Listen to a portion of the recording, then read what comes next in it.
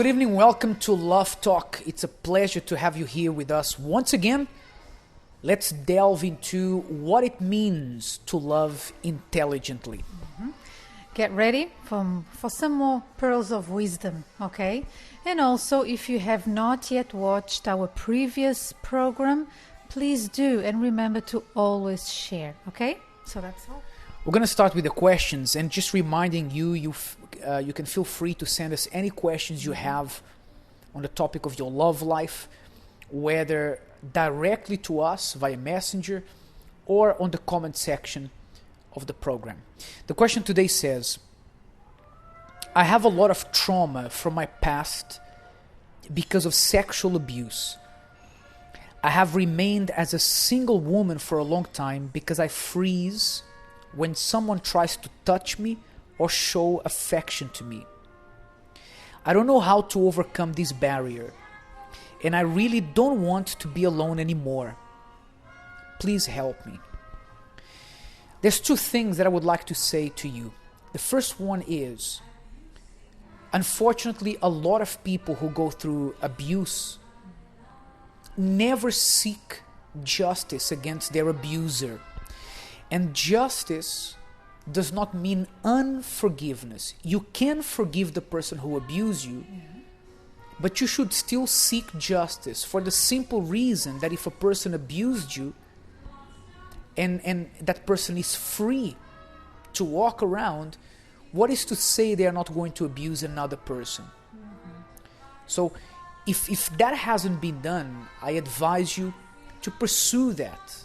You may not just be finding justice for what happened to you, but you will be also protecting someone else. But the other point is, over the years we have spoken to a lot of people who went through abuse, sexual abuse, and what people usually tend to do is to brush it under the carpet, pretend it didn't happen.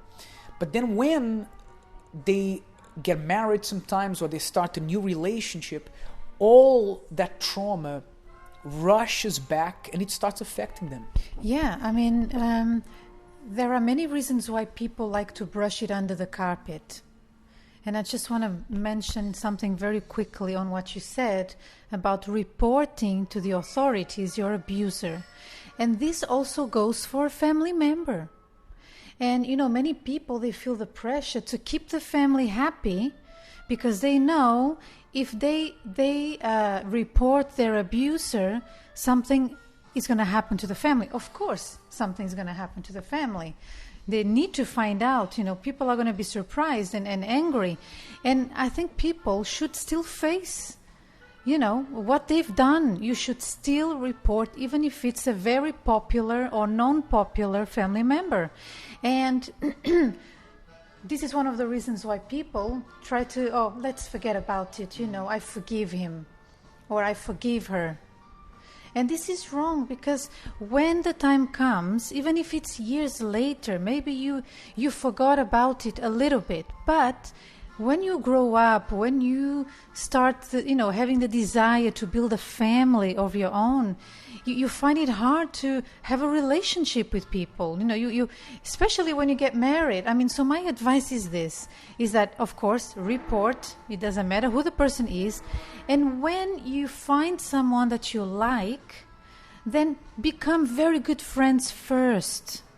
And when you see that the person really, loves you back and likes you back and wants to build a family with you and start dating with you, then I think you should open up to that person and tell her everything that happened to you so that they can also help you.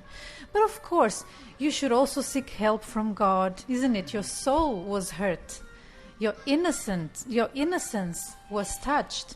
So you have, there are certain steps you need to take, but definitely you cannot brush this under the carpet, because there will be a moment where you're going to be faced with something that reminds you of that, and you need to overcome it.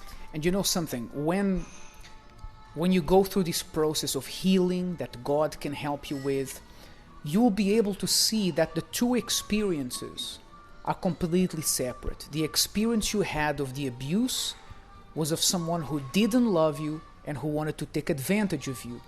The experience you have with someone who you love and loves you back will not be one of abuse or taking advantage of you.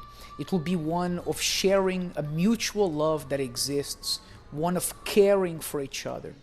The first experience was one of someone abusing you and taking advantage of you. But once you are healed inside, that's what you need. You need to be healed inside. And that is something only God can do. That's why our church works really, really closely with people who were abused to overcome this problem. And once you overcome that, you'll be able to understand clearly that the person who is with you is completely dissociated from what happened to you before, and you will accept that love and that care from the person who is now in your life. Okay? So seek that healing, that inner healing, so you can move on with your life. Alright? Let's go for a break and listen to a song. We'll come back in just a moment to discuss the issue of honoring, giving honor to someone. We'll be right back.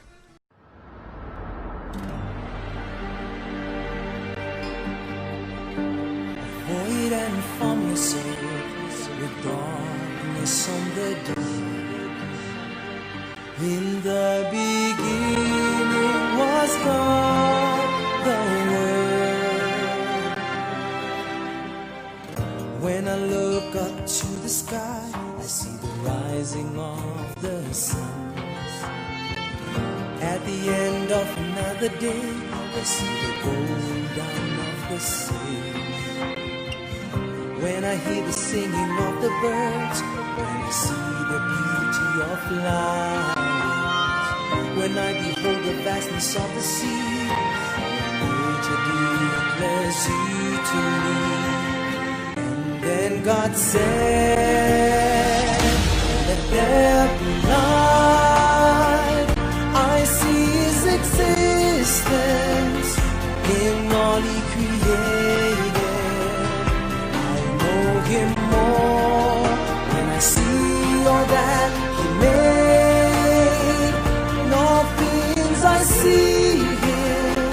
In this light I see Him. When I look up to the sky, I see the rising of the sun. And at the end of another day, I see the going down of the sea.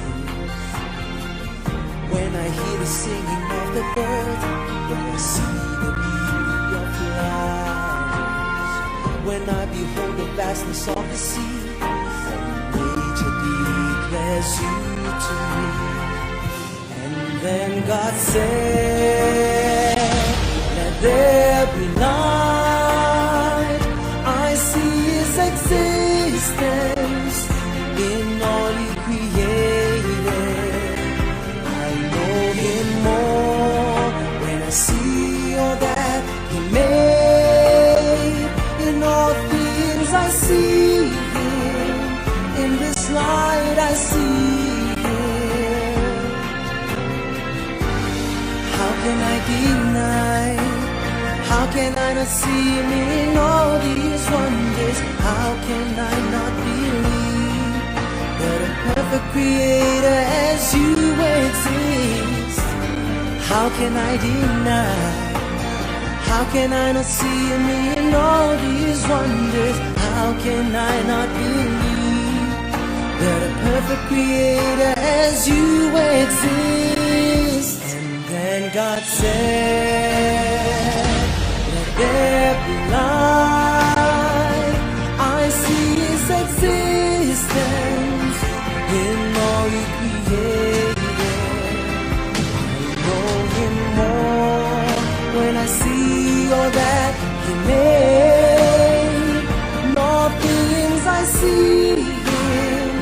In this light I see Him. And then God said, let there be light. I see His existence in all He created. I know Him more when I see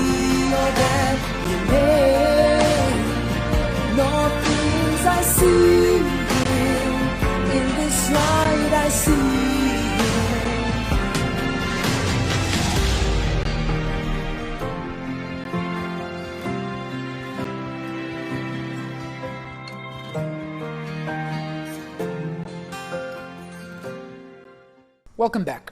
Look, let's get one thing right now out of the way.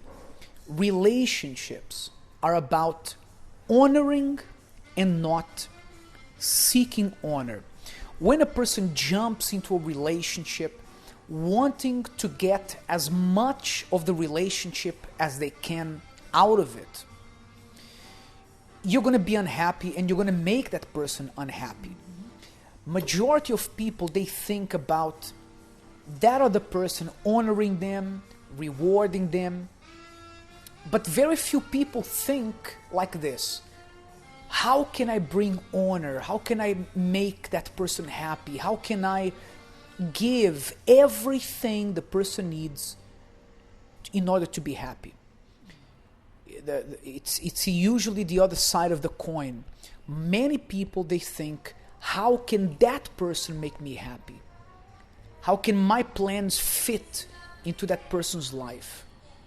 When we look at the example of Abraham, we've been speaking about Abraham a lot at our help centers recently. We see that he was a man who wanted to honor his wife, who wanted to honor his men, his servants, who wanted to honor his God. And this is a lesson for many of us. How many times we have people who come to speak to us about their love lives and they say, you know, my husband doesn't do this for me. My wife doesn't do that for me. But we don't really hear people say, I haven't been doing this for my wife, or I haven't been doing that for my wife or my husband. And that shows you usually the root of the problem. When we are in a relationship, we have to strive to do everything to make the life of the other person to be as perfect, as great as it can be. That means honoring someone. Yeah. You know, people are so self-centered these days that they treat relationships like a business. It's like this. What can she bring to the table? Okay. What is she not bringing to the table? What can I get out of this situation? What can I get? What can I earn out of this marriage or out of this relationship or whatever, you know, is happening to you at the moment? This is terrible because you are already entering a relationship thinking, you know, it's like the shepherd and the sheep. How much wool can I get out of this sheep here? You know what I mean? It's all you think about. You don't think about taking care of the sheep. You don't even think about it. And this is what makes people distant from each other. You know, they've become selfish. And I know what we are saying here is not nice in your ears. Sometimes, you know, people might think, oh, it's a bit too harsh. You know, where is the romance and all that? But this is happening. People are forgetting that, you know, I am in this relationship to honor this person, to love this person. What does it mean to honor? It means to respect, to love, to give. You know, how can I give more of myself? Sometimes the person does something for their partner, and then they sit down and wait. Okay, now it's your turn. What are you going to give me? Okay, the wife says, listen, last night I cooked you your favorite meal. What are you going to do for me today? This is not honoring someone. This is you're getting this completely wrong. Because what should happen in a relationship is that without expecting to be honored back, you should want to honor that person at every opportunity that you have. And the smile of that person, the fact that this person becomes happy at what you did, that should be enough to make you happy. Yeah. And eventually, because it's a two-way street, eventually, even if that person doesn't have the habit of remembering you as often as you remember her or him, eventually the person will start remember them. The problem is, Lena, that when a person has this kind of behavior, okay, last night or yesterday I did something for her, now she's going to do something for me. Do you know what happens? You create expectations with things or with people, and that's how frustrations begin. A person becomes frustrated because they did something once, twice, they didn't get the result they wanted back, so they stopped. So the person was never really worried about honoring the other one. They honored expecting something in return. It's like going to a shop and buying something.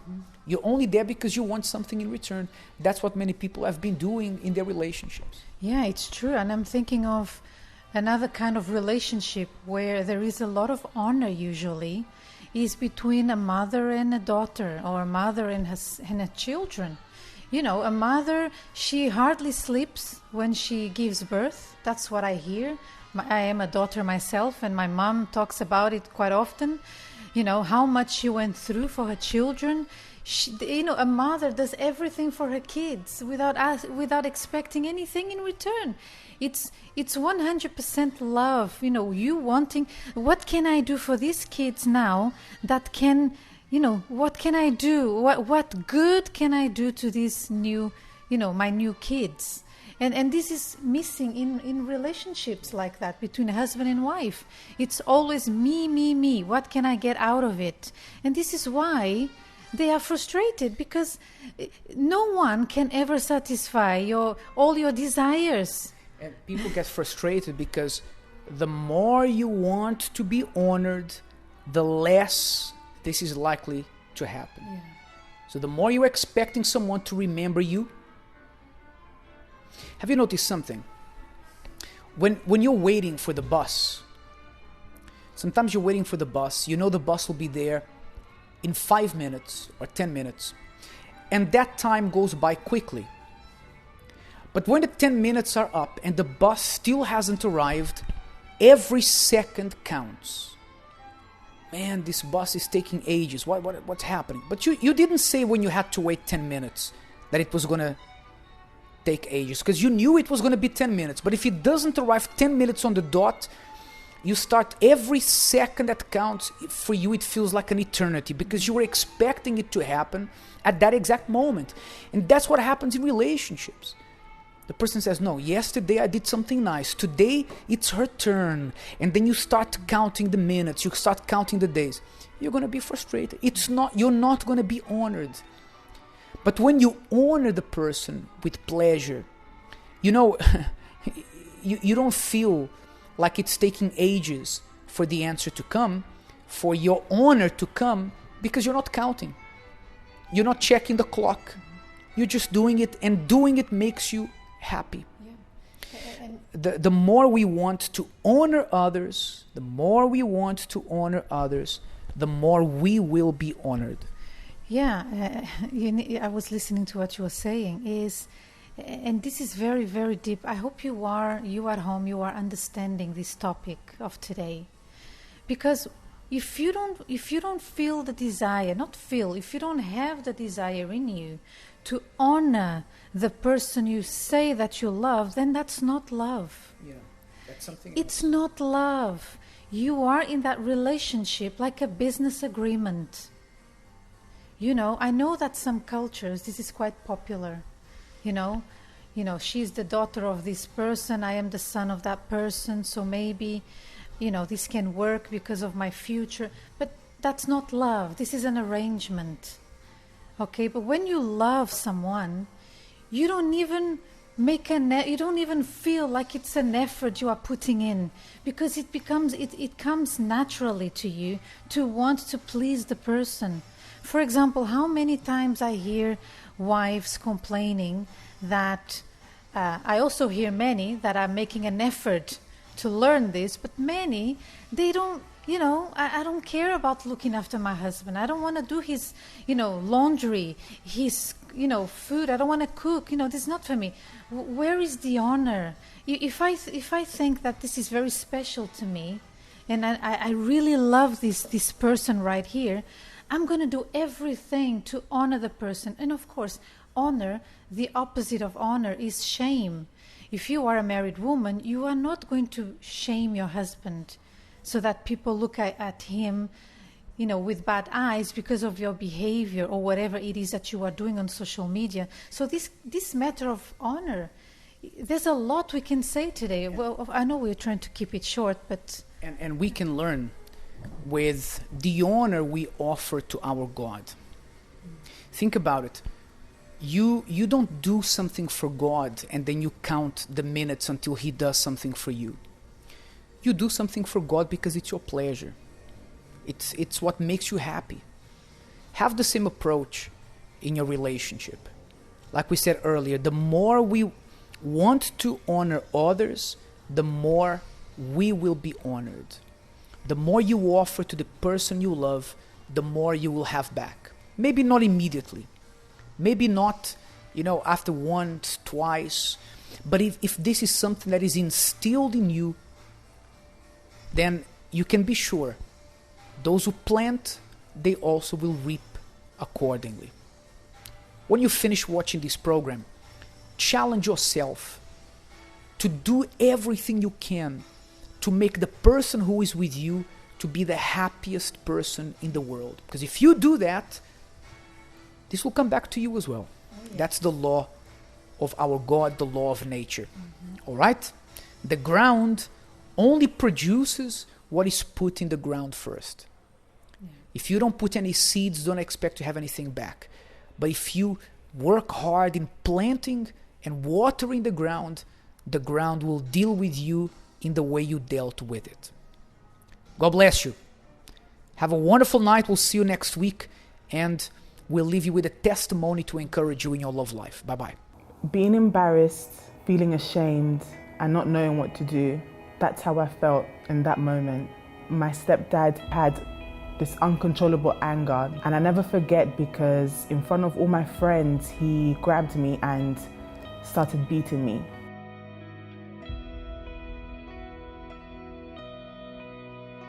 It wasn't a normal, being told off. It was more than that. He constantly was hitting me, and in that moment, I didn't know what to do. My friends started screaming, crying. I started crying, but at the same time, it was just too much in that moment. It was weird because any little thing I did, he always felt the need to inflict pain on me. I was young. I didn't ever think that was abuse at that time. I didn't know what abuse was. I just thought it was normal. But as I started growing up, it was always happening. And then I thought, this man is not the man me and my mum thought. But I never, ever told my mum because I was afraid. I was really afraid. I was afraid of just the disappointment my mum would feel. I was afraid that he would do something worse to me and my family. So I just stayed quiet. So my stepdad used to neglect me in the sense that we'll be at home and he wouldn't give me nothing to eat. And when he used to hit me, it hurt. But with that, pain comes and goes. But when he would verbally say things towards the color of my skin or me not being his child, it hurt. It really hurt. In school, if certain students did any little thing towards me, I would burst out of anger, or I would, if someone, for example, borrowed a pencil and didn't return, I would make that into a big thing, and I would just get angry. But I also remember not just get angry, but sometimes I would just break down and cry. My school noticed that my behavior was changing, and they spoke to my mum. And my mum decided, obviously took upon herself to just have a discussion with me to find out if I was okay. And I told her that I just felt angry and sad and all these emotions. She decided to take me to a counselor, and that shattered me. I don't know, for most people maybe that would be a good thing. For me, it wasn't. It was more, why is my mum taking me to this place? I'm not crazy, I don't have issues. Again, and when I think it's because I was young at the time and I didn't really understand, she was just trying to help me. But for me, that made things worse. I didn't like it at all. And funny enough, I started having anger towards my mom when I loved her so much, but I started having anger towards her. I used to just get angry and be like, why am I here? I was involved with friendships, obviously, that weren't good company. I just went with them because I felt I had the fake sense of freedom. They influenced me to do wrong things, like lie and lie to my mother and stuff like that. But I never obviously like did drugs or drink or steal. I didn't do that because I knew the back of my mind, I don't want problems. I want to grow up and be successful. I don't want issues like that. There was a day we went to the psychiatrist, and afterwards I opened up to her, and you know, obviously my mum broke down. She started crying. She was really emotional about it, but my mum did the right thing. I mean, she took an action, a decision, and she just decided to leave. The Word of God, it changed my whole mentality, because with God things are so simple, and I was like, wow, things can be that simple. I can just ask and I will receive. And for me, that was mind-blowing, because everything else in my life was so difficult, so hard, so oh my gosh. But with God, things were so simple, and that's what I wanted. I wanted simplicity. I wanted to be free, to be happy. When I would hear the pastor speak, honestly, I never left the service the same. Even though I might have not been completely transformed in that one meeting, but I could see every time I was going, every time I was attending a service, it was like that hardened heart was being broken, if I could say. I was like melting with like all the anguish, all the pain was going little by little.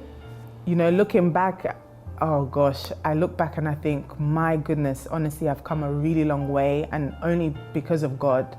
Because today I'm truly happy. I'm truly happy for who I am, not just of the things that I do, but the person I've become on the inside.